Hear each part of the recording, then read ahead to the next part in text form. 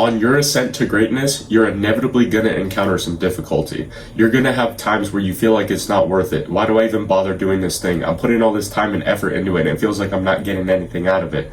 When you experience these moments, remind yourself that anything worth doing is hard. This is what hard feels like. And this is the point where most people quit, which is why most people don't win. It's hard to build the physique of your dreams when you're fat and addicted to drugs. It's hard to get up every morning knowing that you have to put yourself through a grueling workout again and again and again that you do not want to do. It's hard to put down the fork and stop eating so much. It's hard to build a fan base from scratch. It's hard to build a business from the ground up. Everything worth doing is hard because if it were easy, everyone would have it, which would take away the value from it. If everyone had a six-pack, it wouldn't be as significant. If everyone drove a Lambo, it wouldn't be as valuable. So during these hard moments when you feel like you want to give up, remind yourself that this is what hard feels like, because it will reset your mind's expectations of whatever you're going through. Because saying that this is what hard feels like, combined with this is where most people quit, will give yourself permission to feel like shit. Because this is what's required. And on the other side of it is success. And to be honest, bro, it's never been easier to win. I know you hear it all the time that this generation of men is soft, and you hear all these old heads online talking about, back in my day, we walked 10 miles to school every day and all this shit.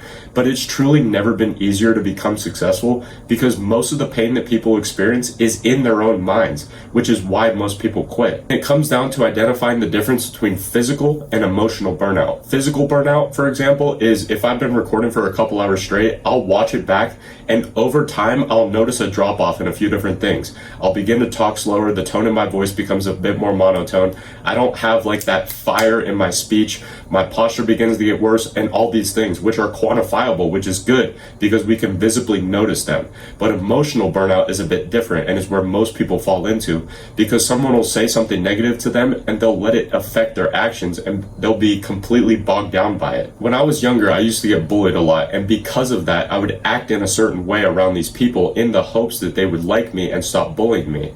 But if I could sit down and talk to the younger version of me, this is what I would tell them. 1, in 6 months from now, after you graduate, you're never going to talk to these people. 2, stop denying the fact that these people's opinions bother you, because they do.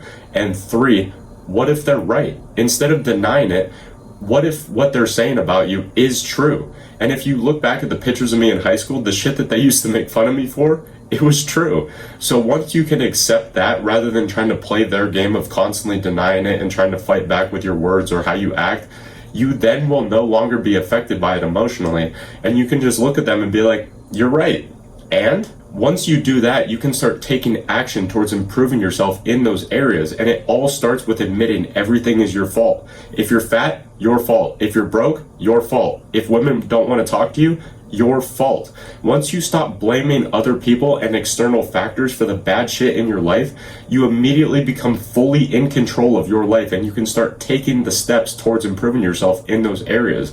Because when you blame everyone else, you give them the power. But when you blame yourself, you have the power. So whatever your circumstances are, know that there's someone out there who has had it worse and who has done it better. And until you admit to yourself that everything is your fault, yeah, this is hard, but this is what hard feels like, and this is the place where most people quit. It is at that moment when you can begin taking the first steps towards success. And remember, the bar has never been lower to be exceptional, my friend. And the success is the ability to be resilient through that hard shit. Whatever success means to you, the bar has never been lower. Most people are fat, in debt, and divorced. That's the majority of the people that you're competing against. So remember those 3 things. This is what hard feels like. This is the point where most people quit, and the bar for success has never been lower. I know you can do it, bro. And if you want someone to help you along the way on your journey to success, subscribe right now so you never miss daily videos that come out from someone who's documenting his journey to success and giving all the lessons that he's learning along the way. Thank you for watching, and as always, I'll see you tomorrow.